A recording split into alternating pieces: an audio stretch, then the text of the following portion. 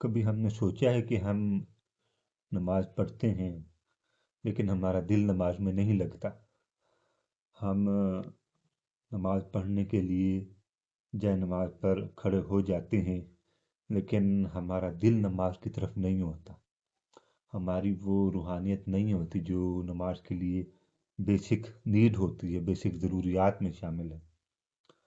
تو اس کی مین وجہ یہ ہے کہ ہم دنیاوی معاملات میں، دنیا کی رسم و رواج میں اور دنیا کی پروگریس میں اتنا کھو چکے ہیں کہ جب ہم اللہ کی طرف ملاقات کے لیے آتے ہیں، اور وہ ملاقات کب ہوتی ہے؟ نماز کے وقت ہوتی ہے، تو ہم ذہنی طور پر اور دل کے راستے سے دنیا میں کھڑے ہوتے ہیں۔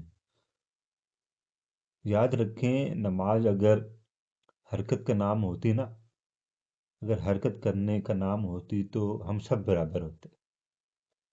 انفارچونیٹلی نماز حرکت کا نام نہیں ہے۔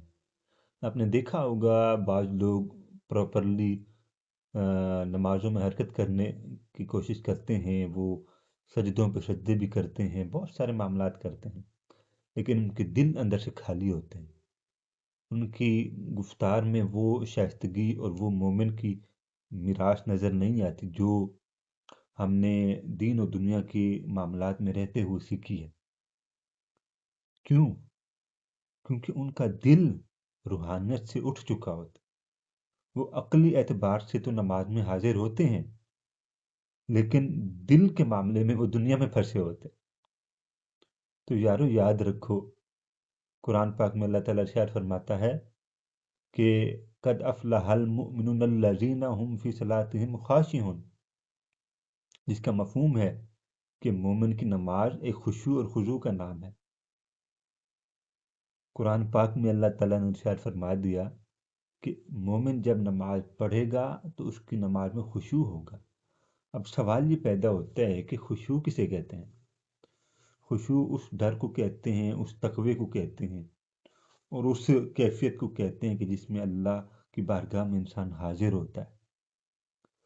اور یارو یاد رکھو، یہ کہلانے کو تو بڑی بڑی باتیں ہوتی ہیں کہ کوئی کہنے کو کوئی کیا کہہ جاتا ہے، کوئی کیا کہہ جاتا ہے، لیکن جہاں پر تعلق نماز کا ہو اور رب کی ملاقات کا ہو تو بحیثیت مسلمان ہم سب کو آنا چاہیے۔ اور میرا نوجوانوں کے لیے پیغام ہے کہ ہم نماز تو پڑھتے ہیں لیکن ہمارا دل دنیا کی طرف لگا ہوتا ہے۔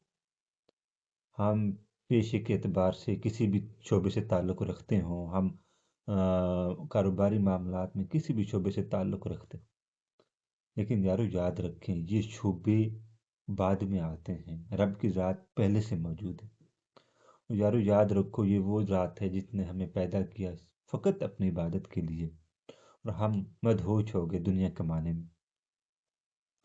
تو میرے نوجوانوں، یاد رکھو کہ نبی علیہ الصلوۃ والسلام کا فرمان ہے کہ انسان کے لیے نماز میں وہی کچھ ہوتا ہے جس کے لیے وہ کوشش کرتا ہے۔